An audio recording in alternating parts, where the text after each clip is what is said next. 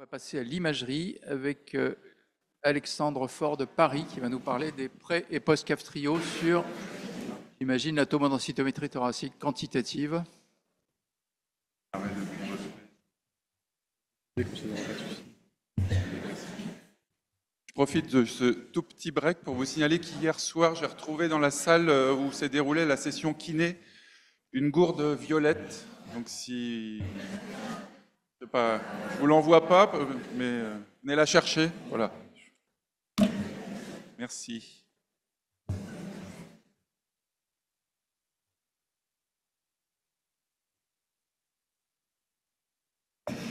Bonjour, donc je suis Alexandre Faure, je suis radiologue chef de clinique à l'hôpital Tenon et je fais ma thèse de sciences avec le professeur Guillaume Chassagnon, radiologue à Cochin.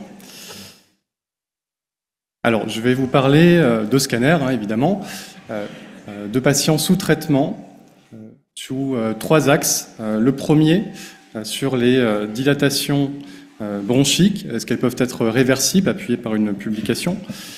Ensuite, je vais vous parler des évolutions plus globalement de ce qu'on voit en scanner, des anomalies morphologiques qu'on peut voir chez les patients en mucoviscidose, une publication en cours.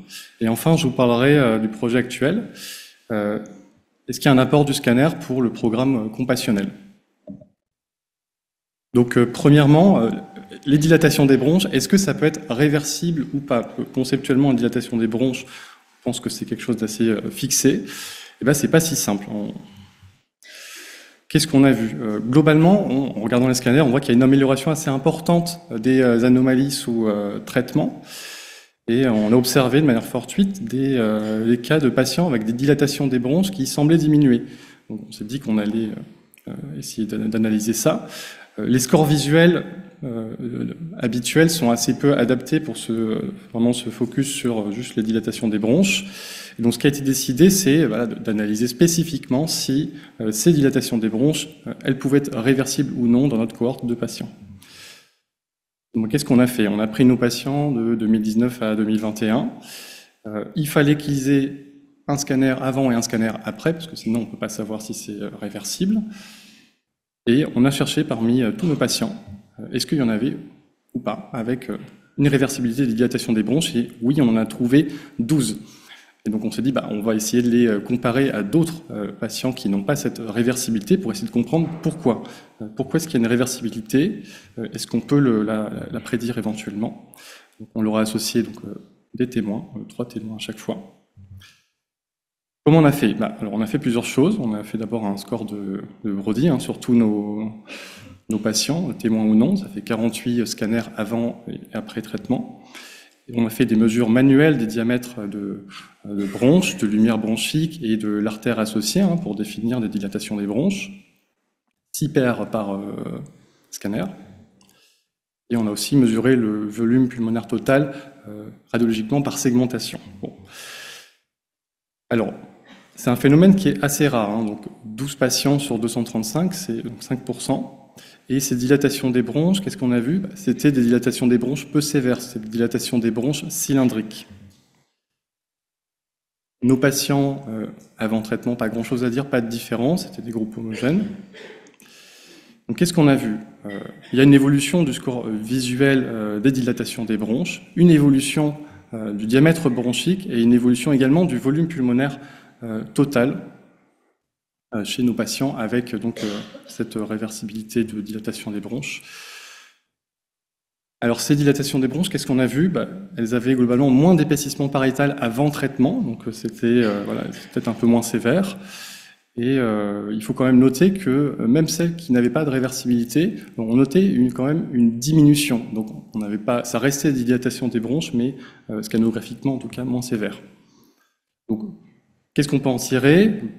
C'est un phénomène rare, uniquement pour des dilatations des bronches cylindriques, peu sévères, mais associé aussi à une diminution globale de l'environnement de la dilatation des bronches, avec un potentiel lien avec la diminution de la distension thoracique. Ça, c'était mon premier point. Le deuxième point, c'est plus globalement, est-ce qu'on peut quantifier l'évolution morphologique sous traitement de toutes ces anomalies scannographiques, essayer de voir s'il y a un lien entre la fonction pulmonaire et ces anomalies, premièrement, et deuxièmement, est-ce que peut-être on pourrait prédire la réponse au traitement par ces anomalies initialement.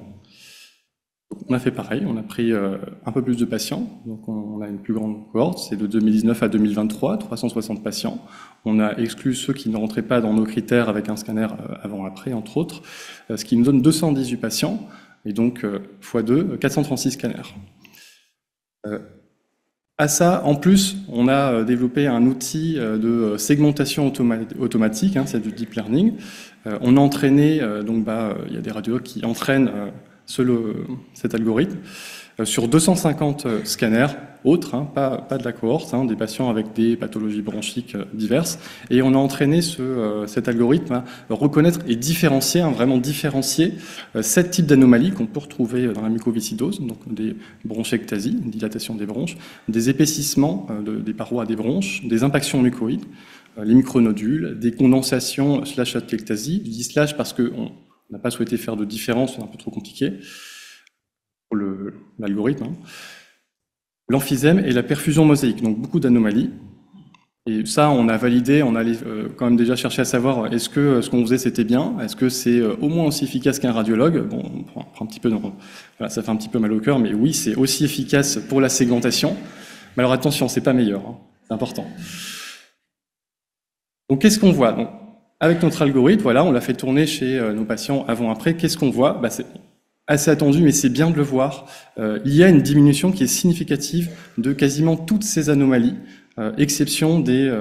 alors, vous allez me dire, c'est paradoxal, des bronchectasies et de l'emphysème. Alors, non, c'est pas paradoxal, parce que moi, je vous ai dit juste avant que les dilatations des bronches, on en avait qui diminuaient, on s'attendrait, ça serait logique à avoir aussi une diminution. En fait, c'est lié à la technique, je pourrais en reparler si vous voulez, mais ça n'empêche pas que ça ne contredisait pas l'argumentaire avant, c'est lié à la technique. Alors, est-ce qu'il y a une corrélation entre les EFR des patients sous traitement et le scanner? Est-ce que nous, on voit des anomalies qui disparaissent associées?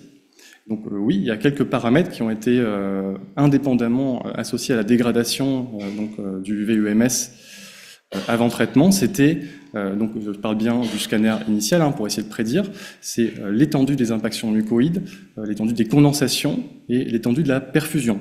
Différentes anomalies. Les deux premières sont des lésions plutôt, on dit, muco-inflammatoires potentiellement réversibles. La dernière, un peu moins. Et est-ce qu'on peut prédire l'augmentation, donc la réponse au traitement avec nos scanners partiellement? Donc il y a quand même un facteur important, c'est l'âge, donc ça c'est pas nous. L'étendue des impactions, par contre c'est important, et l'étendue des micronodules centrolobulaires, donc des lésions potentiellement réversibles, améliorables par le traitement. Donc qu'est-ce qu'on peut dire? C'est que, si je résume pour cette deuxième partie, c'est que les anomalies qu'on peut voir en scanner qui sont associées à une amélioration clinique, ce sont donc d'une part ce que j'ai appelé des lésions muco-inflammatoires obstructives, potentiellement réversibles. Donc je répète un peu les impactions mucoïdes et donc les condensations. Et d'une part des signes d'atteinte obstructive des petites voies aériennes un peu moins réversibles. Et pour prédire l'amélioration du traitement avant sa mise en place en scanner, qu'est-ce qu'on voit? C'est que l'âge et l'extension de toutes ces lésions muco-inflammatoires, globalement, est important. L'intérêt d'introduire un traitement assez tôt. Et ensuite, donc moi j'arrive, c'est ma photo, sur qu'est-ce qu'on peut faire pour aller un peu plus loin, peut-être essayer de voir si on peut faire la même chose que ce que je viens de vous dire, mais chez des patients chez qui initialement on n'aurait pas donné le traitement. Est-ce que peut-être on peut trouver un phénotype de patient répondeur au scanner, et pour aider à la clinique, pour essayer peut-être d'élargir un peu plus les indications. Donc c'est un travail en cours qui est soutenu par Vaincre la mucoviscidose, qu'on espère qui avancera bien. Si je résume tout ce que je vous ai dit, qu'est-ce qu'on en retient? Donc, il y a une amélioration qu'on a objectivée de toutes ces anomalies en scanner, donc particulièrement ce qu'on appelle des lésions muco-inflammatoires, l'épaississement des parois bronchiques, des impactions mucoïdes et donc les nodules bronculaires. Il y a une amélioration qui est moins de la perfusion mosaïque, c'est quelque chose de moins réversible, donc c'est normal qu'on le trouve moins associé. Et à noter qu'il y a des patients avec une réversibilité carrément de ces dilatations des bronches, donc une normalisation de l'environnement parenchymateux dans 5% des cas. Et donc l'apport ce qui est très intéressant, c'est le scanner, est-ce qu'il peut aider à anticiper les effets positifs, favorables du traitement sur la fonction respiratoire? Oui, il y a des éléments qui sont intéressants. Donc, chez les patients jeunes, l'importance, donc la quantification importante des lésions dites muco-inflammatoires a l'air d'être bien corrélée à une prédiction de patients qui vont répondre plus favorablement. Et donc, projet théorique, donc on aura réponse sous peu. Est-ce qu'on peut identifier des phénotypes scanographiques et cliniques de patients qui sont bons répondeurs dans le traitement compassionnel? Voilà, je vous remercie.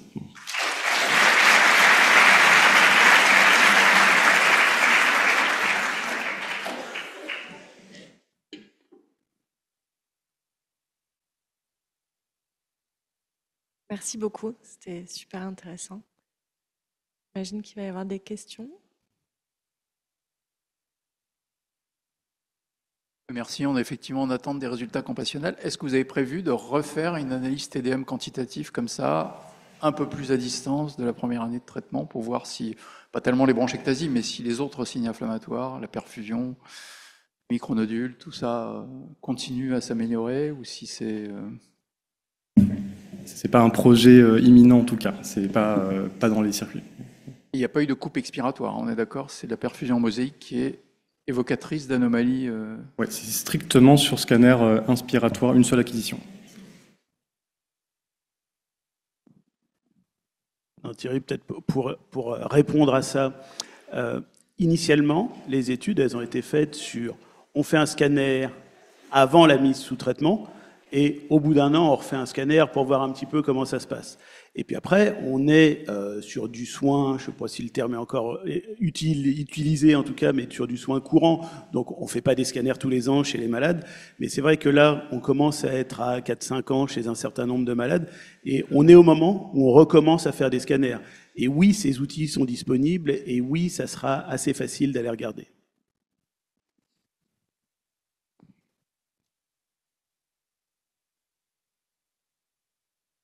D'autres questions?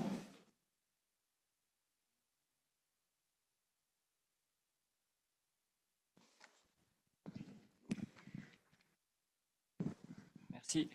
Je voulais juste savoir s'il y avait des corrélations spécifiques entre l'évolution du VEMS et les impactions mucoïdes retrouvées sur les scanners. Oui, c'est ça, c'est ce qu'on a. Donc il y a une amélioration du VEMS qui est corrélée aux impactions mucoïdes. Ouais. Si je reprends, c'était on avait mis donc ce qui est corrélé donc au VEMS, c'était donc c'est notre petite liste, hein, c'est les impactions, les condensations, la perfusion. Donc il y a une amélioration. S'il y a une amélioration du VEMS, on voit une amélioration de ces anomalies. Avec une supériorité de l'un par rapport à l'autre, c'est peut-être ça la question. Est-ce que spécifiquement, on n'est pas allé regarder ça. Non. J'ai juste une question sur la relation avec l'accès aux modulateurs compassionnels.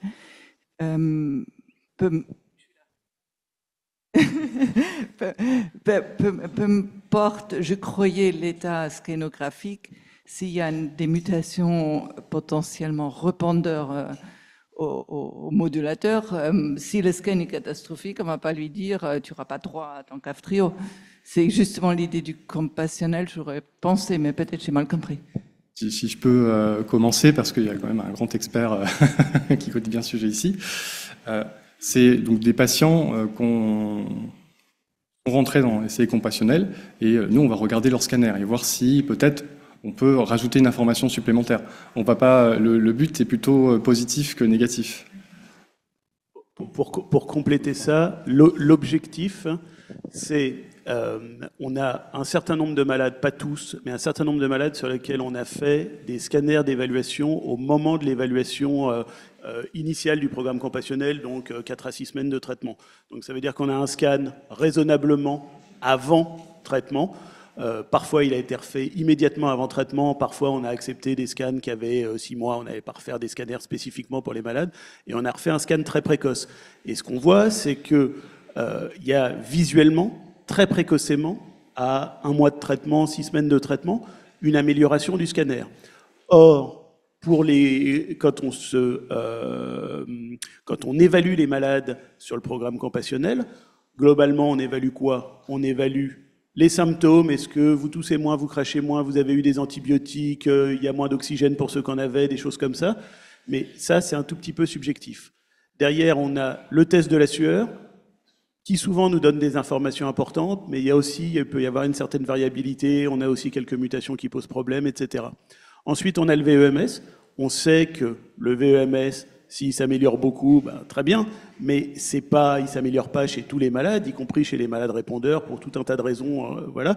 Et donc, le scanner, ça fait en fait un biomarqueur supplémentaire. Et si on avait une évaluation en intelligence artificielle bien faite des scanners avant traitement, sous traitement, ça fait un élément supplémentaire pour décider si, dans le contexte de tous les autres marqueurs qu'on a, un malade est répondeur ou pas. Et donc en fait, ce qu'on veut, c'est valider le scanner comme biomarqueur précoce d'efficacité des traitements. Bien sûr pour le programme compassionnel, mais le programme compassionnel, j'en profite pour dire qu'il est toujours actif et que vous pouvez toujours proposer des malades, mais la majorité des malades ont déjà été faits. C'est plus pour valider le scanner comme biomarqueur précoce d'efficacité pour d'autres thérapeutiques à venir.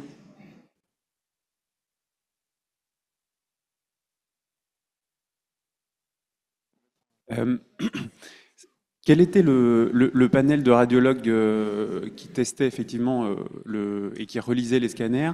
Est-ce qu'effectivement on peut considérer que l'outil d'intelligence artificielle fait aussi bien que des experts d'oncologie thoracique, et c'est-à-dire peut-être effectivement mieux que des radiologues non experts? Et deuxième question, effectivement, quel est le développement futur de cet outil à venir? Est-ce qu'on peut l'exporter dans d'autres centres, etc.? Pour l'instant, c'est de la recherche. Pour répondre, est-ce qu'il fait mieux ou pas mieux? En fait, ça dépend de quelle est la question. Il est très résilient et très reproductible pour faire de la quantification. Finalement, c'est peut-être là où le radiologue pêche un petit peu. Après, pour la caractérisation, le radiologue est bien meilleur. Donc, notre outil, il n'est pas capable de dire est-ce que c'est une condensation ou une atelectasie. Ce qui visuellement va être assez facile, lui, il ne peut pas. C'est des questions d'entraînement, de à quoi ça ressemble. Donc, c'est très bien en complément, en fait, c'est un très bon complément. Et c'est ce que la tendance globalement en radiologie, si j'étends un peu plus, c'est que l'intelligence artificielle, c'est un très bon complément pour améliorer les radiologues, pour aller plus vite et faire des tâches peut-être plus redondantes, fastidieuses, où on va être sujet à peut-être plus d'erreurs ou d'errances au fur et à mesure de la journée. Donc il est plus résilient et puis surtout, on peut lui donner à manger plein d'examens d'un coup. Alors après, en routine clinique, au jour le jour, est-ce que c'est intéressant de quantifier chez tout le monde la quantité d'impaction mucoïde de je sais pas quoi sur les infections? Peut-être pas. Là, c'est bien dans des études pour valider. On y viendra sûrement, mais tout de suite. J'avais une question. Est-ce qu'il y a eu d'autres corrélations avec d'autres paramètres fonctionnels? Parce que la fonction ne se résume pas au VMS, par exemple les volumes pulmonaires. Est-ce qu'il y a eu des choses de paramètres? Il y a moins de malades, j'imagine, qui ont des volumes pulmonaires, mais... Je ne saurais pas répondre à votre question. D'un point de vue clinique, je n'ai pas encore... non. Et dans le module CF, j'imagine qu'on aura aussi des données sur le scanner versus le LCI, etc., qui sont en cours.